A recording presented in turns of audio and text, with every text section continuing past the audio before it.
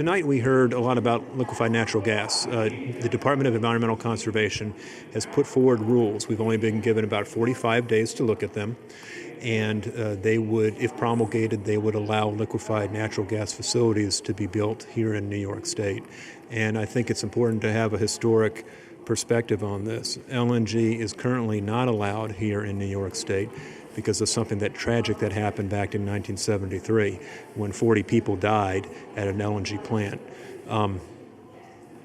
Interestingly, with the issue of fracking, we now see a lot of pressure for LNG type of facilities to be built.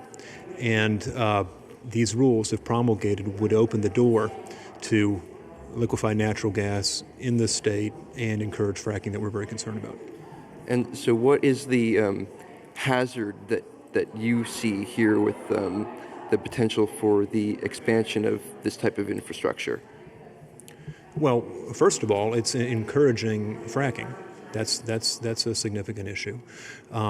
We're basically shackling ourselves more on fossil fuels by investing in a whole new realm of fossil fuel technology when you're talking about liquefied natural gas. This is energy that could be put toward better use. This is energy that, when I say energy, I mean our efforts. These are efforts that our elected officials and the public and New York as a whole could be putting toward renewable energy.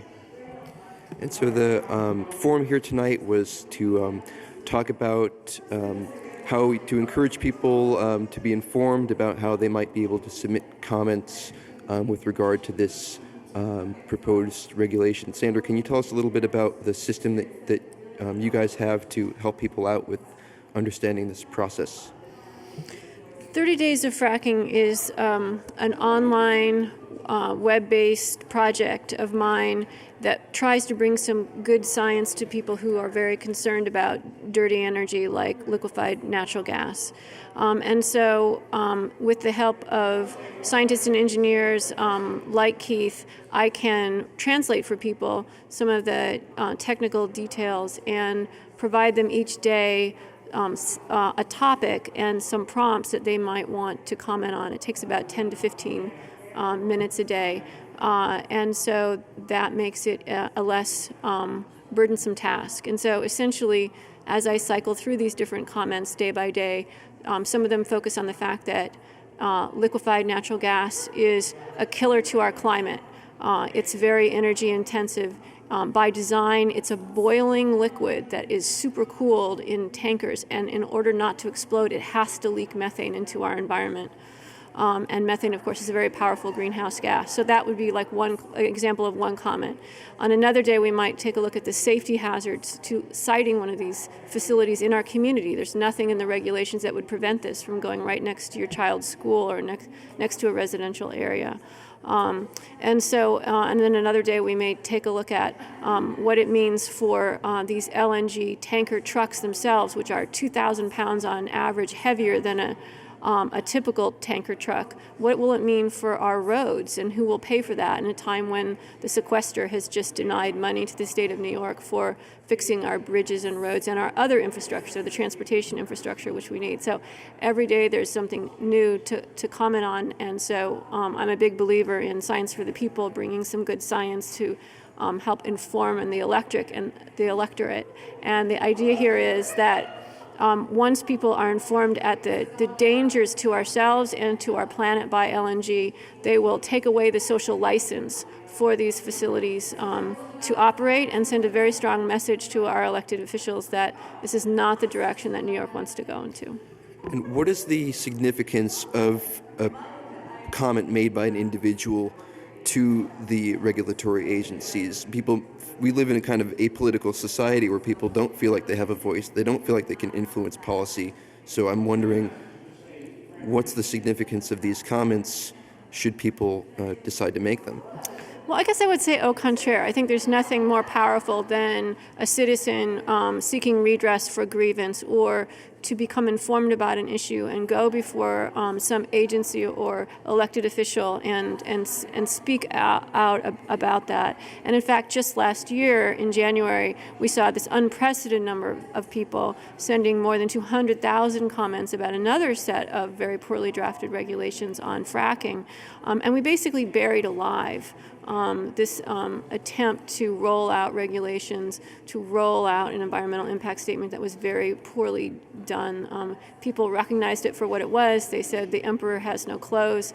They delivered very impassioned, very accurate, very on-point comments, and we really changed the whole story and changed the destiny of New York. And so I truly believe in the power of people's voices, and that can take many forms. And in this case, the kind of commenting that we need are the old idea that the pen is mightier than the sword. So people actually sending in, whether it's part of 30 days against 30 days of fracking regs or some other means, to put their thoughts on paper and send it into our government. That's a very powerful thing, and we're able then to say, these many thousands of people have this to say to you, Governor Cuomo, to the DEC. And I think there's an incredible, we can change destiny when that happens. And so there's these comments are also going to be taken physically to Albany in the very near future. John, can you tell us a little bit about that? On October 30th, the DEC, the Department of Environmental Conservation, is holding the one and only public hearing on these regulations in the entire state for regulations that apply to the entire state. So October 30th in Albany is a pivotal day for the citizens of New York to come together in Albany and take our message there to the Department of Environmental Conservation, to the governor, and to our legislators that New Yorkers are not going to accept these fatally flawed regulations that support a natural gas infrastructure that harms our future, takes away our good quality air, our water, and puts our communities at risk. So we're also calling on New Yorkers to come with us to Albany on October 30th, to speak at the public hearing, to stand with us there as we rally outside against these liquefied natural gas regulations. All the information to join us on that day and to get on the bus from Ithaca is at nyagainstfracking.org. That's at New Yorkers Against Fracking, nyagainstfracking.org. What do you think are the major obstacles to getting these regulations reformed so that they do reflect the priorities of the majority of people in the state of New York? Well, I think that's the interesting topic here, because in 1976, 3 years after that Staten Island tragedy took place where 40 people lost their lives, that's when the legislature at that time asked DEC to look at this. So much has changed in the last 40 years. 3,000 people lost their lives in a terrorist attack in New York City. These rules don't talk about that. These rules don't talk about climate change. These rules don't talk about the real significant issues that we face today. I think this is a definite call for the legislature, today's legislature, to weigh in and give DEC direction about how to proceed. And just lastly, how can people find out more information about how to comment on the fracking, on the natural gas infrastructure regulations that have come up? 30 days of frackingregs.com is the online website, and so when you go there, it will provide you a quick summary of all the different issues around liquefied natural gas facilities, why it's bad for the climate, why it's bad for our communities, why it's bad for the future of New York. And then every day there's a kind of issue of the day that invites you to comment. So it's set up so that it will only take 10 to 15 minutes a day. So what I ask people here tonight at the Unitarian Church is, given this great moral issue of this very explosive, harmful kind of fuel that will be cited in our communities, give me a day and a half of your life. It would take a half a day all total to write 30 different comments, and you can spread that out 10 to 15 minutes a day, or do it all at once if you like.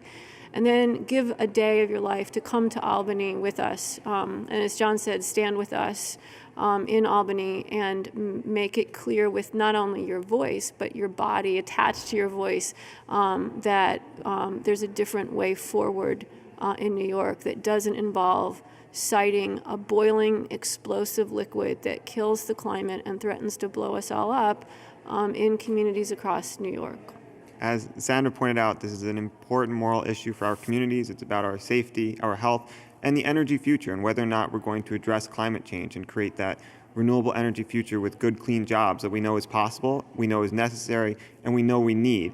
So join us in Albany, nyagainstfracking.org. Join us on the bus. Come with us. Take a stand. Okay, so Sandra, Keith, and John, thank you so much for speaking with WRFI Community Radio News. Thanks for having us. Thank you. Thank you very much.